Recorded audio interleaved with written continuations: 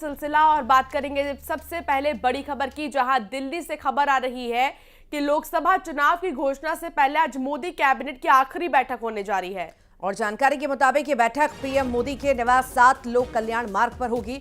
लगभग दोपहर 12 बजे ये बैठक होना बताई जा रही है। माना जा रहा है कि लोकसभा चुनाव की घोषणा से पहले ये मोदी कैबिनेट की आखिरी बैठक होगी और पीएम मोदी जो है मौजूदा कार्यकाल की आखिरी कैबिनेट बैठक में बड़े फैसले भी कर सकते हैं। सूत्रों के मुताबिक इस बैठक में कई सारे फैसले लिए जा सकते हैं।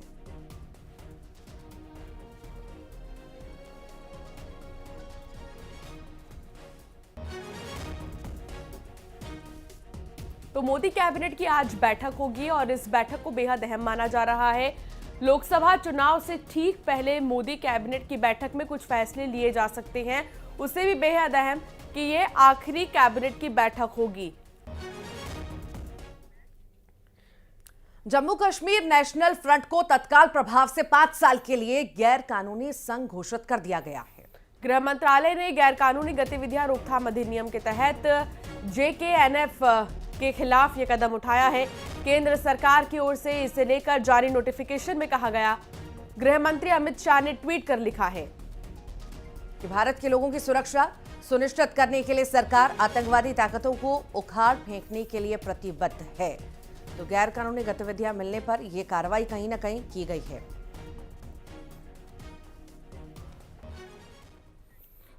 लोकसभा के लिए कांग्रेस ने दूसरी लिस्ट जारी कर दी है और इस लिस्ट में MP के 10 प्रत्याशियों के नामों का ऐलान किया गया है।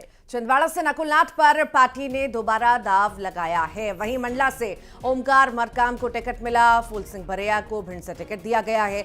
सीधी से कमलेश्वर पटेल को मैदान में उतार दिया गया। तो वहीं सतना का जिक्र किया जाए तो यहां से सिद्धार्थ कुशवाहा, जबकि टीकमगढ़ से पंकज अहिरवार को प्रत्याशी बनाया गया है। तो ये प्रत्याशियों के नामों का हम जिक्र कर रहे हैं जो लिस्ट में, कांग्रेस की लिस्ट में सामने आए हैं और हमने जो संभावित नाम बताए थे उन पर कहीं ना कहीं मुहर लगी है। और ये भी आपको बताएं कि छिंदवाड़ा से एक बार फिर से नकुलनाथ को मैदान में उतारा गया है। छिंदवाड़ा के लिए बीजेपी भी जोर लगाए हुए है और हालांकि अभी तक बीजेपी की तरफ से प्रत्याशी का ऐलान नहीं हुआ है छिंदवाड़ा से किसे मैदान में उतारेगी, पर नकुलनाथ ही यहां से कांग्रेस की तरफ से होंगे और इसी को देखते हुए बीजेपी को भी कुछ बड़ा फैसला लेना होगा। ऐसा चेहरा लाना होगा जो वहां पर कंपीट कर पाए, मैदान में अपना दम दिखा पाए और फतह कर पाए।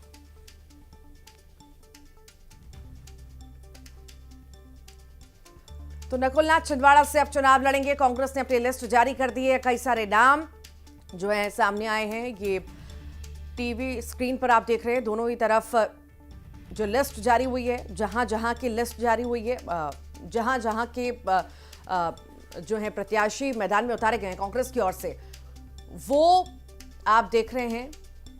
छिंदवाड़ा का जिक्र करें, नकुलनाथ हैं, भिंड से फूल सिंह बरिया हैं, तो पंकज अहिरवार टीकमगढ़ से हैं, वहीं सिद्धार्थ कुशवाहा सतना से हैं। ये सारे नामों का हम जिक्र कर रहे हैं। ये आपकी टीवी स्क्रीन पर सारे नाम फ्लैश हो रहे हैं। आखिर कौन कौन कहां से मैदान में होगा, तो कोशिश, बड़ा मंथन कांग्रेस की ओर से किया गया और उसके बाद बड़ा फैसला ले लिया गया। और अभी हालांकि पूरे नामों का ऐलान नहीं हुआ है, कुछ ही नामों का ऐलान हुआ है। देखने वाली बात होगी बाकी भी सीटों पर किस तरह कांग्रेस फैसला लेती है और किसे उम्मीदवार बनाती है। विधानसभा चुनाव के समय से ही तैयारी शुरू कर दी थी और मुझे पूरा विश्वास है, मैं जिले के हर कोने में दौरा कर रहा हूं और मुझे छिंदवाड़ा की जनता पर पूरा भरोसा है कि एक बार फिर वो अपना प्यार और आशीर्वाद मुझे देगा। आज मैंने तारकेडी धाम में हनुमान जी के दर्शन किए और दर्शन करने के तत्पश्चात ही मैं बाहर निकला और मुझे मेरे जीवन की सबसे बड़ी खुशी मिली कि मुझे कांग्रेस पार्टी ने धार महू लोकसभा से कांग्रेस प्रत्याशी के रूप में मुझे मेरा नाम घोषित किया है।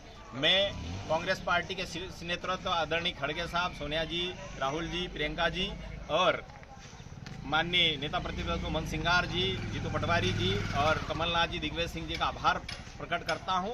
और संगठन के माध्यम से मैंने अथक जो मेहनत की कांग्रेस पार्टी में और उस संघर्ष में मेरे जो साथी रहे और उन लोगों ने मुझे आज जो मुझे बधाई दे रहे हैं उनका मैं आभारी हूं।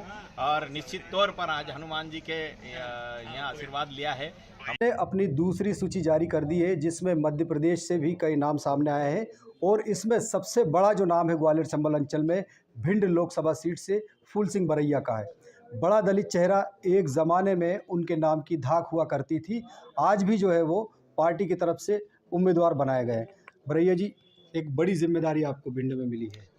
पार्टी ने जो जिम्मेदारी दी है, पहले तो मैं उसके लिए पार्टी को धन्यवाद बोलता हूं और इस जिम्मेदारी को बखूबी निभाऊंगा और ये रिजल्ट जब आएगा, भिंड सीट को जीत करके कांग्रेस को दूंगा तो विश्वास और बढ़ जाएगा। बरैया तो जी का साफ तौर पर कहना है कि उनका जो टिकट है कहीं ना कहीं वो हर वर्ग के लिए संतोष करने वाला टिकट है और भिंड में उनकी अच्छी जीत होगी। इसके साथ ही मध्य प्रदेश में भी अधिकांश सीटों पर कांग्रेस दमदारी से चुनाव मैदान में उतरेगी। साथ ही उनका ये कहना है कि वो ना तो स्वर्ण विरोधी है और ना ही दलितों के पक्षधर है। उनका साफ तौर पर कहना है कि कांग्रेस समाजवादी विचारधारा, समानता की विचारधारा की बात करती है और यही वजह है कि भिंड में इस बार उन्हें कामयाबी मिलेगी। सुशील, इस वक्त हमारे साथ में राजेंद्र मालवीय जी मौजूद हैं।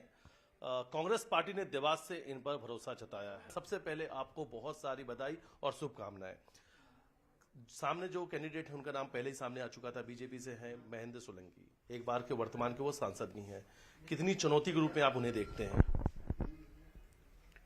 सबसे पहले मैं बताता हूँ, मैं मध्य प्रदेश कांग्रेस कमेटी के जो एसी डिपार्टमेंट है उसका मैं वर्किंग प्रेसिडेंट हूँ।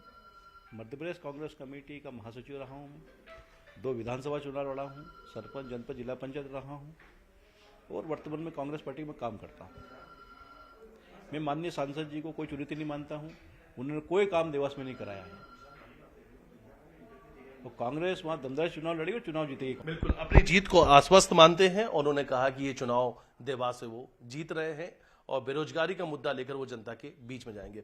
वीडियो जर्नलिस्ट संजय बॉक्स साथ मिथिलेश गुप्ता, न्यूज़ 18 इंदौर। जिस तरीके से हमारे क्षेत्र के साथ भाजपा सरकार ने और यहाँ के जनप्रतिनिधि जो कि पिछले 4 चुनाव से लगातार चुनाव भी जीत रहे हैं, जनता ने उनका पे भरोसा भी जताया बार बार, लेकिन वो लोगों के हितों की रक्षा नहीं कर पाए।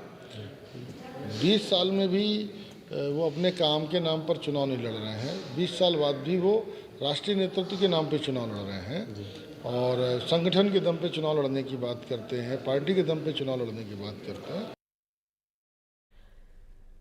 तो बीजेपी सरकार ने बड़ा फैसला लिया है। रायपुर से बड़ी खबर, जहां यूपीएससी की तर्ज पर अब सीजीपीएससी की परीक्षाएं होंगी। तो ये बड़ा फैसला लिया गया है। सरकार ने गठित की है आयोग और यूपीएससी के पूर्व अध्यक्ष की अध्यक्षता में आयोग बनाई गई है। डॉक्टर प्रदीप कुमार जोशी की अध्यक्षता में आयोग बनाई गई है। सामान्य प्रशासन विभाग ने आदेश भी जारी कर दिया। परीक्षा को पारदर्शी बनाने का सुझाव अब आयोग देगा। तो ये बड़ा फैसला बीजेपी की सरकार ने लिया है। यूपीएससी की तर्ज पर सीजीपीएससी होगी, ये बड़ा फैसला लिया गया है। और आज रायसेन और सागर के दौरे पर सीएम डॉक्टर मोहन यादव रहेंगे। मंडीदीप में 65.53 करोड़ के विकास कार्यों का भूमि पूजन करेंगे, साथ ही साथ शिलान्यास भी करेंगे। आपको बता दें कि सागर के बड़तुमा में संत रविदास मंदिर के निर्माण कार्य का जायजा लेंगे। रानी अवंतीबाई लोधी विश्वविद्यालय का भूमि पूजन करेंगे। जनसभा को भी संबोधित करेंगे। मुख्यमंत्री और धार का भी दौरा करेंगे।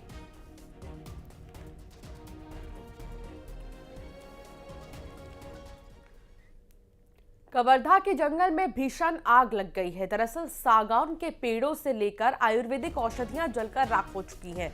आग लगने के कारणों का फिलहाल पता नहीं चल सका है। पंडरिया वन क्षेत्र के दमगढ़ के जंगल का ये पूरा मामला है, जहां पर भीषण आग लगी। देखते ही देखते आग फैलने लग गई और विकराल रूप ले लिया। ये तस्वीर आप देख रहे हैं जंगल की, जहां पर भीषण आग लगी है। ये जंगल कवर्धा का है और सागौन के पेड़ जल करके इस पूरी ही आग में खाक हो गए हैं।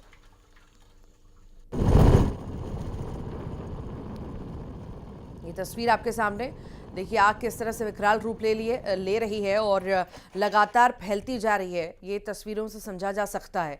कवर्धा की ये तस्वीरें हैं जहां पर जंगल में ये भीषण आग लगी। सागौन के पेड़ लगे हुए थे यहाँ पर, जो जलकर पूरी तरह से खाक हो गए। खरगोन का जिक्र करेंगे। ट्रक में भीषण आग लग गई। रुई गठान से ये भरा हुआ ट्रक था जिसमें आग लगी। ड्राइवर और क्लीनर ने कूदकर मौके पर अपनी जान बचा ली।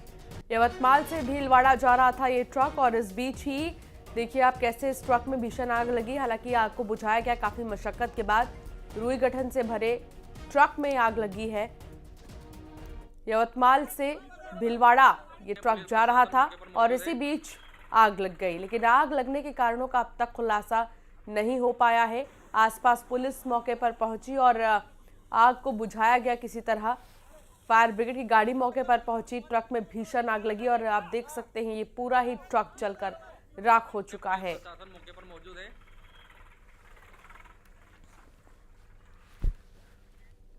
और अब बात करेंगे राजनांदगांव की, जहां खड़ी बस में भीषण आग लग गई। मौके पर पहुंची दमकल की गाड़ियां, आग पर काबू पाया गया है। मामला कोतवाली थाना क्षेत्र के गंज चौक के पास का बताया जा रहा है। तो खड़ी बस में ही आग लगी और देखते ही देखते आग बढ़ती चली गई और धू कर पूरी तरह से ये बस जल गई। फिर मौके पर फायर ब्रिगेड पहुंची और कड़ी मशक्कत के बाद आग पर काबू पाया गया। राजनांदगांव की तस्वीरें इस वक्त आप देख रहे हैं, जहां पर खड़ी बस धू कर पूरी तरह से जल गई।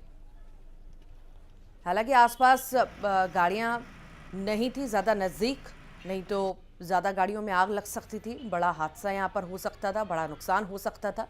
पर राहत की बात यह है कि समय रहते आग पर काबू पा लिया गया। छतरपुर में पूजा सामग्री की दुकान पर छापा मारा गया। वन विभाग ने छापेमारी की है। दरअसल जंगली जानवरों के कीमती अंग जब्त किए गए हैं। दुकानदार को भी हिरासत में लिया गया है इस बड़ी कार्रवाई में। तो वन विभाग की तरफ से छापेमारी की गई है। जंगली जानवरों के अंग भी यहां से जब्त किए गए हैं और पूजा दुकान की आड़ में यहां पर ये सारी चीजें रखी गई थी, जिसे मौके से जब्त किया गया है। वन विभाग ने छापेमारी की है और जंगली जानवरों के अंग भी जब्त किए गए।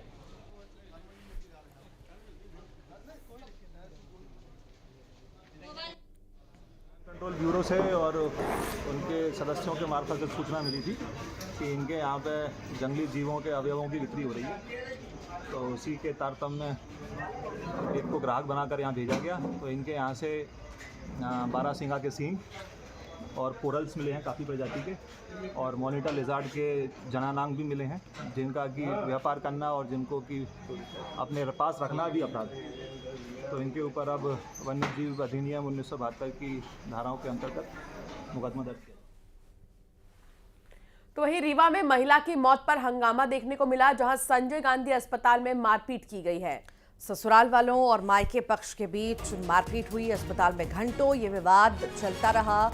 महिला के परिजनों ने हत्या के आरोप लगाए हैं। ससुर पर यह हत्या के आरोप परिजनों द्वारा लगाए गए हैं। तो रीवा की तस्वीरें हैं, जहां पर अस्पताल के बाहर हंगामा, महिला की मौत पर ही हंगामा हो रहा है। दरअसल महिला की मौत हो गई और जो महिला के परिजन हैं, मायके वाले हैं, वो ससुराल पक्ष पर, ससुर पर आरोप लगा रहे हैं, हत्या के आरोप लगा रहे हैं।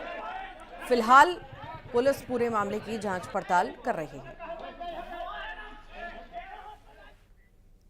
बिलासपुर में महिला की खोपड़ी मिलने से हड़कंप मच गया। बिजौर के खाली प्लॉट में यह महिला की खोपड़ी मिली है। पुलिस ने खोपड़ी को फॉरेंसिक टेस्ट के लिए भी भेज दिया है। पुलिस ने खोपड़ी को फॉरेंसिक टेस्ट के लिए भेजने के साथ ही करीब 4-5 महीने पुरानी ये खोपड़ी बताई जा रही है। जानकारी इकट्ठा की गई है और साथ ही कुल्हाड़ी और साड़ी मौके से बरामद किया गया है। खोपड़ी के पास से ही कुल्हाड़ी और साड़ी बरामद की गई है। लगातार जांच में पुलिस जुटी है। बुरहानपुर में न्यूज 18 की खबर का बड़ा असर हुआ है। दरअसल छात्रावास अधीक्षक पर गाज गिरी है। तो कलेक्टर ने सस्पेंड भी कर दिया है। छात्रों से काम कराने पर एक्शन लिया गया है। न्यूज 18 ने प्रमुखता से ये खबर दिखाई थी और उसके बाद ये संज्ञान लिया गया और छात्रावास अधीक्षक पर अब गाज गिरी है। ये तस्वीरें हमने पहले भी दिखाई थी और प्रमुखता से इस खबर को दिखाया था और जवाब भी जिम्मेदारों से मांगा था, जिसके बाद ये कार्रवाई हुई।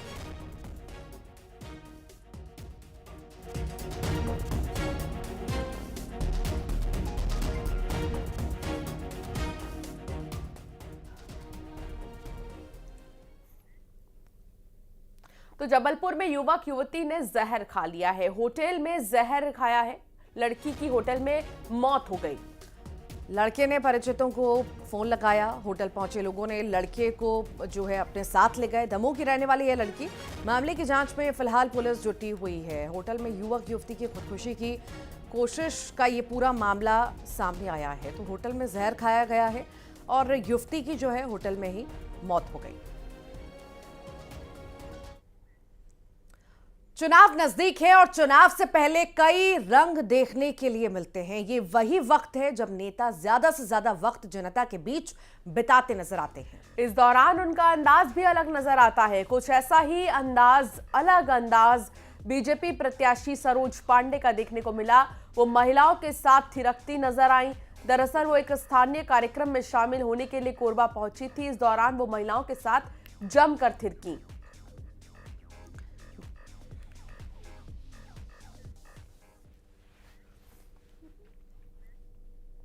यहां रुकेंगे एक छोटे से ब्रेक के लिए। जल्द लौट रहे हैं और भी खबरों के साथ।